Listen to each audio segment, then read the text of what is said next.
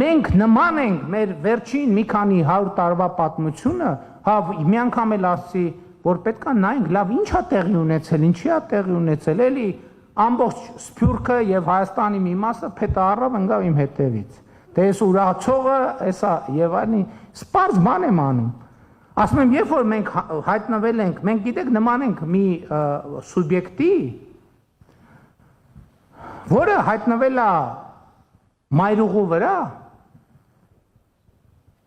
ու իրան անդադ վրա երթե են ենթարկում։ Վերակենում էլի ավտոյի տակ կանգնում, վերակենում էլի ավտոյի տակ կանգնում, վերակենում ու ինքը չի հասկանում, ինչի է անդադ ավտոյի տակ ընկնում։ Որովհետև ինքը չգիտի երթևեկության կանոնները։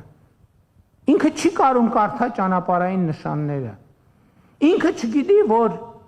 ինքը այդտեղ չի կարող գտնվել, որովհետև այդտեղ գտնվելը 95 եւ ավել տոկոս հավանականություն է ստեղծում, որ ինքը մեքենայի տակ կընկնի, որովհետև այդտեղ կանգնողը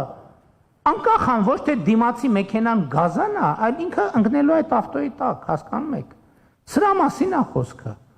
Խնդրում եմ, եկեք դուրս գանք այդ բանից։ Հայաստանի վարչապետը աշխարհի բոլոր հայերի պատասխանատուն չի։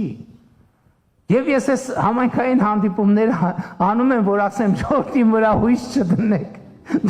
Դուք ձեր համայնքներում ձեր խնդիրները լուծեք։